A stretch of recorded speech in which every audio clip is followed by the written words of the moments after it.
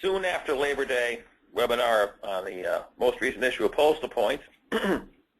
As you know, most of us here at AMSP Global Headquarters are going to be at the print show in Chicago next week, so that's why we've accelerated this timeline to get the webinar in today. Looking at the last issue, this is sort of one of those issues where many have been recently, where you have the latest episode in the continuing story. And in this case, the lead article talks about exigency and the possibility of there being an exigent rate case in the near future. What we went over here, for a lot of folks who may not understand what the topic talks about, is what exigency or exigent term is supposed to refer to. And generally, it's a shorthand word for a term in the 2006 Postal Reform Law that describes how the Postal Service can ask for a rate increase above the CPI cap under extraordinary or exceptional circumstances. So as you recall, or perhaps don't recall, back in 2010, the Postal Service tried to use that provision to get a 5.6% rate increase at the time. And that just caused all kinds of angst and blowback from the industry, because back then, of course, there was a lot to be said about the Postal Service not being operated in the most efficient manner possible.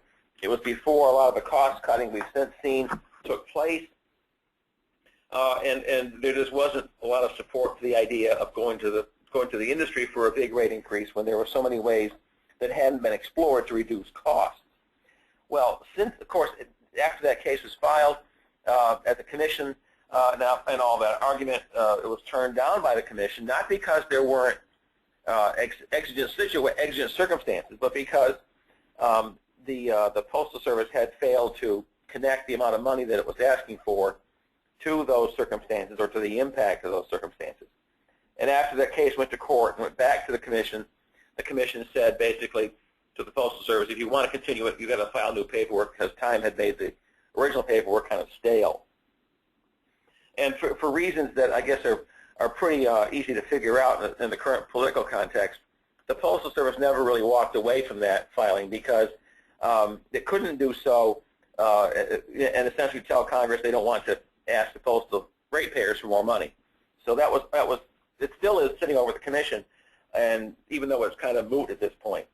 So if we were to go back to the well again to try to get another exigent rate increase, there would have to be new data, new filings, for whatever the percent of increase they'd want to go for. And as you can see, as we kind of explained here, and it went through the different reasons, there is some support for the idea of an exigent rate increase among the postal labor groups, who believe that the extra cash will translate into their pockets, and Congress, because Congress feels that, well, that's an opportunity to raise revenue the Postal Service has failed to explore, and they need to explore that. And also because some in Congress feel that ratepayers should also be asked to contribute their pound of flesh, just as the public has lost service and just as the unions have lost jobs. And the governors themselves probably look at the bottom line and say, geez, we're running out of money here. We can't look at this opportunity to raise prices and ignore it. Of course, whether they have to raise prices as high as exigency would allow is another question. So at the time this was written, of course, we didn't know what was going on.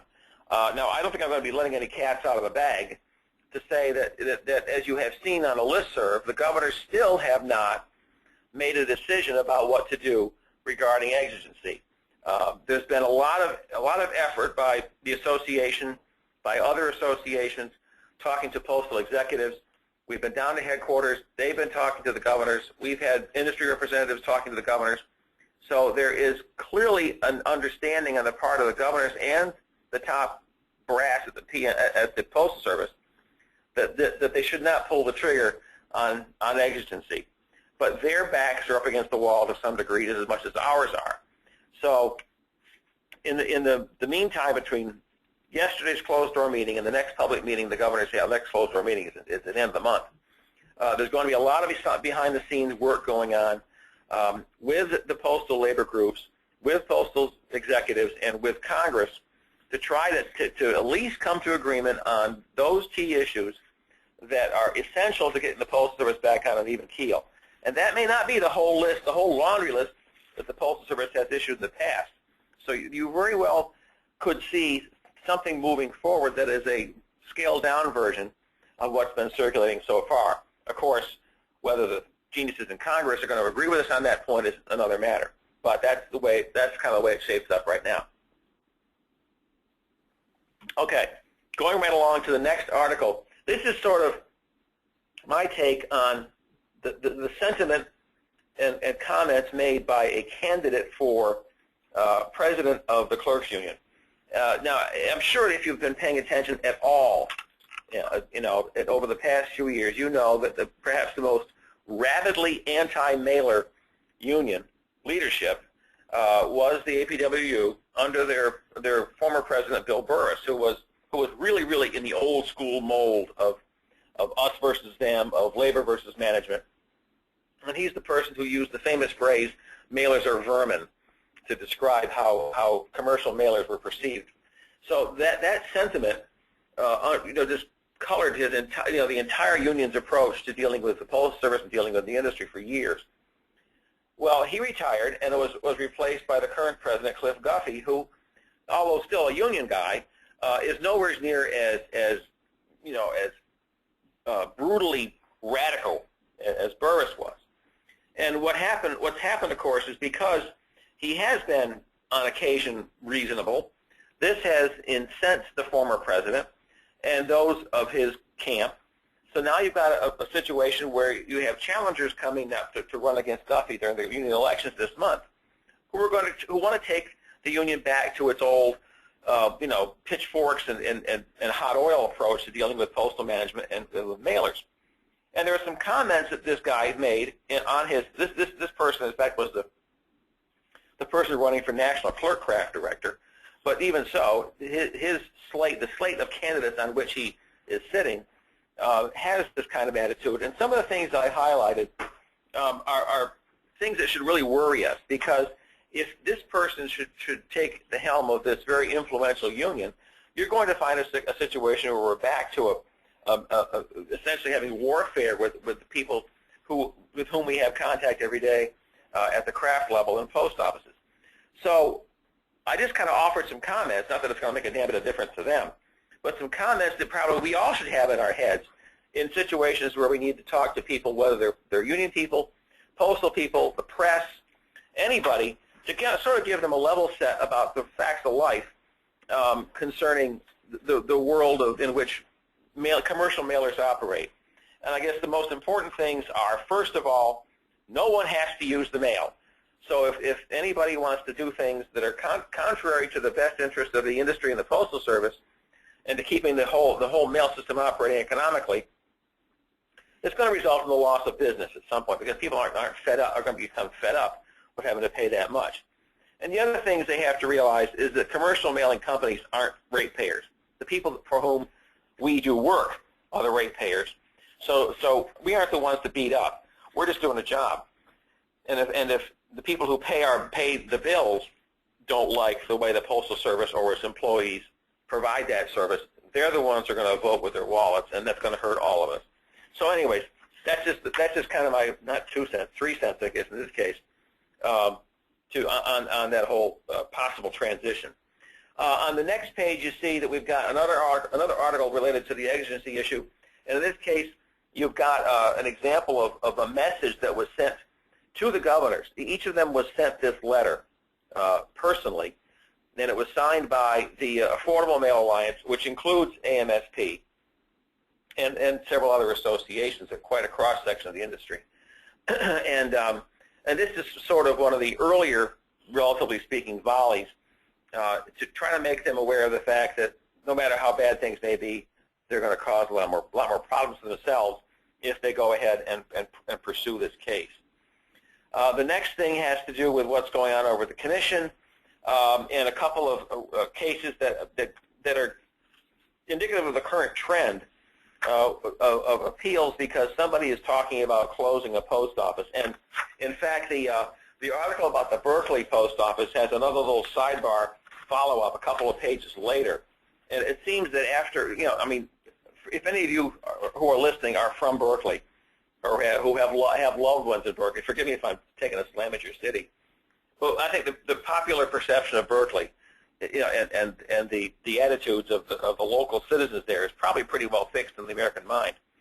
So it should come as no surprise that as soon as there was talk of probably relocating the post office, the postal retail service out of there and selling the building, then of course you had an uprising of locals for whatever reason, and the steps of the post office were descended upon by a campground of hippies and homeless people, literally, who set up shop. And of course, then you began to have people peeing on things and making a mess of the place, and there was a stabbing of some sort, and there were fist fights and all kinds of stuff going on. So finally, after about 2 weeks of that nonsense, the postmaster said, call the city and said, come on, I need some help here. So one night they came in, the cops came in, and the postal inspectors came in and cleaned the whole place out. And as you can see, cleaning the place out included moving the tree house away that somebody had built in front of the post office. So welcome to Berkeley. So that hopefully has been settled now. There's still no decision on what to do there. They haven't even decided to move the retail counter out after all this. So so the case was actually it was dismissed because it was premature. Let's see, a couple other things here. There was an article I posted in the sidebar about elastic bands, because I know one of the first things I had to work on when I came here was a lot of angst over people's inability to get elastic bands. That was back in the day of having to bundle mail before we got held into train, and it was a constant fight having to go down to headquarters and find out why so-and-so wasn't getting elastic bands. So it was kind of fun to read that article there, how nowadays it's no longer quite the issue that it was, but a few years ago, that's all that mattered. Okay, the next thing here is a couple of things that sort of are concerns to us who dealt with the aftermath of the postal union contracts last year. And again, this is the APWU, who has the highest profile, who seems to be very proud of that. Posted a couple of things on their own websites. One was about how almost 400 of the temporary employees that were hired under the provisions of the recent contract were converted to full-time employees, and also about how there had been hundreds of motor vehicle service employees who became career employees under the same provisions.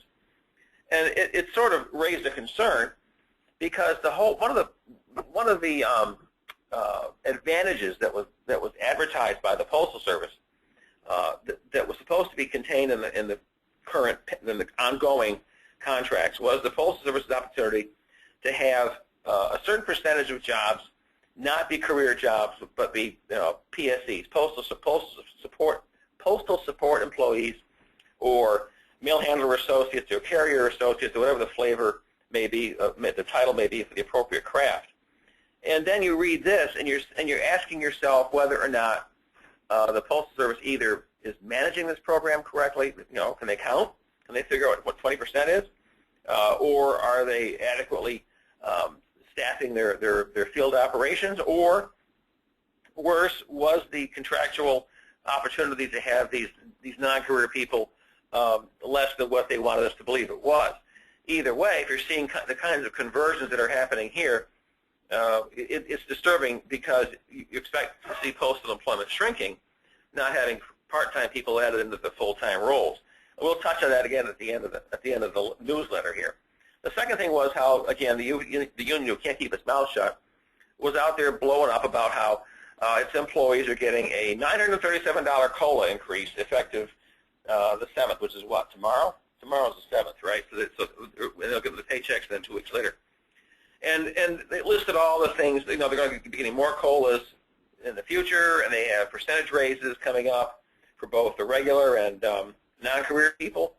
And it's one of those situations where, great, they did a good job, they got money for their employees, for the members and all that, but given the fact that the rest of the industry is contracting, that probably none of your employees have gotten raises, that none of your employees have COLAs, that many of your former employees are on the street, it might have been a little bit, more cool for the union to just kind of keep this down on the lowdown and not be quite so high profile about, buffing up their own image in how they can convert part-time employees to full-time and get COLAs and wage increases in an economy where the Postal Service is struggling along with the rest of the mailing industry. So that was just sort of an observation that really we should think about, because this is not the kind of business behavior that is appropriate, I don't think, in this economic environment. The next article talks about something which is going to be another one of those "this the issue ain't dead" situations, and that is the Postal Service's persistent intention to offer what is called the IMSB, Intelligent Mail Small Business Tool. And taken in a vacuum, it's probably it's probably kind of harmless, because what they're trying to do is provide, the low volume mailer that they believe that are out there by the boatloads. Low volume mailers, small businesses who don't do their own mail and who don't have professional support. They're going to help these people get into the world of intelligent mail by giving them this free tool, which is sort of rudimentary and basic, but gets things done. And make sure that it's used by these people to get their mail into the system with an IMB on it, and that those mailings are small. 10,000 pieces or smaller, and fewer than 250,000 pieces a year. Well, the industry's pushback on this has been, first of all, you're giving away software at the same time as mailers are being offered software by commercial vendors. You're also making a distinction between small, quote-unquote, mailers and larger mailers, and establishing an opportunity for the small mailer to have something for free that the larger mailer has to pay for. And so this whole back and forth had been going on for months. And there was a meeting at the end of July where the vendors came in and sort of made a pitch saying, look, we heard the complaint about there wasn't stuff available for small mailers. So they've produced a variety of tools that are affordable for small volume companies. The point being, you don't have to give something away if there's something affordable out there that's provided by the private sector. And we made the whole pitch about inequity, how you can't do this you can't give it away to some and not give it away to all, and giving it away isn't right to start with. And they came back and said, well, it's difficult for mailers to get into to prepare mail, difficult for businesses to prepare mail, so we don't want to make them spend money on software. And the basic answer we had was, give me a break. You've got all these other rules having to do with pre-sort, having to do with barcoding, destination entry, list sortation, list hygiene, blah, blah, blah, blah, blah. Back in the day when Ruthie Avery could go on her kitchen table and start a mailing business with two friends by pushing pieces of paper and envelopes around is gone. Now you have to have software. It's a very sophisticated business. You can't do it on the kitchen table. So the notion that mail preparers don't need software is just a little bit anachronistic. So excusing the continued deployment of IMSB because they have to have something for free, they can't afford anything, is just unrealistic. Anyways, as I said in the closing paragraph there, the Postal Service seems to believe that they've given their answer and that's the end of the conversation, but whether or not that is in fact the end of the discussion remains to be seen, because the software vendors especially, who have a dog in this fight as much as anybody, may not take this as a lying down, so there could very well be further action at some point, perhaps at the rate commission in the form of a complaint, I don't know, but I wouldn't consider this story to be closed. Okay, next thing, the Government Accountability Office, always helpful, came in and made an evaluation of the Postal Service's proposal to offer its own health care, and they came back with a rather neutral assessment saying, well, it would be good, but it would have problems, and if you want to read the report yourself, it's 72 pages of exciting text. It's even more enthralling than Postal Points. You can read that whole thing and come to your conclusion, but generally, they just said, well, whatever you're going to do, you got to figure out something, got to come to an agreement. Well, gee, thanks, that was helpful. The question, of course, that comes up is whether or not the GAO is being totally objective, because, of course, GAO is part of the government. The government health plan is what's being affected here by the Postal Service's behavior and its choice to maybe pull out of that pool, and in doing so indirectly cause the prices for other employees to go up. So whether or not they were objective or not, they did at least come out with a report, provided to Senator Collins, Senator Carper, Senator Coburn, giving them this, yeah, good and bad report on the whole idea. This issue, the proposal to have a Postal Service-only health plan has become probably the dominant issue right now at this point in discussing postal reform initiatives. It's probably the one thing upon which is an opportunity for agreement with appropriate, paperwork ahead of time between the Postal Service and its unions, and of course the industry wouldn't care what they agreed as long as they agreed to something. And if so, and if that were incorporated in legislation, it would probably have the most single benefit, because as the general outline of the plan goes, it would be fully funded as it's upon its birth by the $50-odd billion that's already been kicked into the Postal Service's free funding kitty by all the payments that have been made over the past few years, or not paid in some years. So that would be a good thing to get rid of those annual payments and to have a plan that costs less to operate. But again, it's a long ways between now and the time that would go into effect, so just stay tuned for that. The next thing is the latest episode. This is like a mini-series to do with, yes, Tyler's, the picture on the left of that page is the treehouse in front of the perfect post office. So hopefully they were kind to the tree and didn't damage it, though, taking it down. And they only use recyclable products. Okay, let's see. Yeah, so the Gamefly case, I think we're getting to the point now where this is all over with. I hope. Since this whole thing was reported in this case here, the Postal Service was told that they had to implement the PRC solution by the end of this month.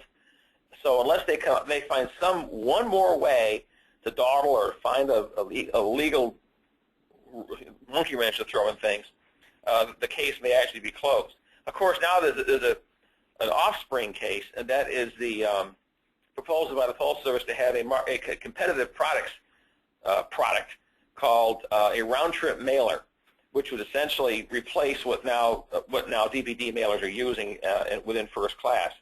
And the Commission's answer on that proposal, based on some of the initial feedback and reaction, is it's a lot more complicated than would have allowed it to be resolved by the end of September. So for that reason, they took the course they did since this article was published, and directed the Postal Service to implement a solution by the end of the month. So as I said, maybe we're actually getting to the end of this whole thing, which is, I know, the longest running PRC case ever. So you can go home and tell the kids that tonight. All right, the next thing is the look at the finances the Postal Service reported for July.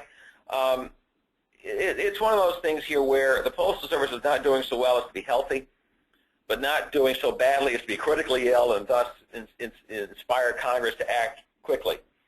They're just kind of hanging on here. So it's one of those points where you almost want to say die already, or get sicker, so it'll be even more convincing. You're not persuasive enough. But the fact of the matter is that the situations seem to be mitigating. They're not as bad as they were. The numbers aren't as red as they were. Not everything is going downhill as fast as it was. The pace of decline in first class, as you can see, for the month is only 0.5%, and for the year now we're below 4% compared to supply and loss of volume. Revenue for the month compared to supply for first class is actually up. Of course, that's the benefit of the rate increase last year, or last January. But standard mail is up for the month, and it's up for the year. So, as I say, things aren't as bad as they were, don't look as bad now as they looked in the a year or two ago. But that does not mean they're out of the woods. The cash flow is not that great. They've still got only 5 days cash on hand, which, if you understand variation flow at all, is not a very wide margin, particularly given the fact they're estimating where they're going to be in a month or two from now, and that variability in some of the factors could push that to be 1 day's cash or 8 days cash, I suppose. What you'll notice if you study these things at all is that the workers' comp adjustment the past couple months has been favorable and has helped, but there have been months when it has gone the other way and has caused the red numbers to be way bigger than they are this time. The Postal Service's loss after its controllable expenses are factored in was $223 million, which is larger than it's been for a few months. And after you add in everything else, interest and workers' comp and what they have to set aside for pre-funding, they ended up with a net loss of about $588 million. For the year, they're at 4.4, probably on target for the $6 billion they forecast. But again, most of that is because of the pre-funding obligation, and is a if you will, part of the term, a paper loss. They've already said they're not going to make the payment, and that their actual operating loss is going to be significantly less. As you can see, so far for the year, it's about 10% of what the net is. We talked before about employment. As you can see, the number of career employees is down under 500,000, but the number of non-career employees is growing, and that's, I guess, the way it's supposed to work, in the sense that they're trying to fill out 20% of their complement with part-time people.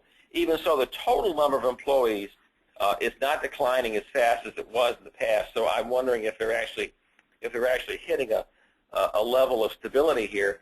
But that would be at a figure a little above, quite a bit above actually, the level where even the PMG has said he wants to bring things in. I think he'd like to see the employed around 400,000 career employees and about 75,000 part-time people. So if you're looking at a total of 475, right now you're still over 6.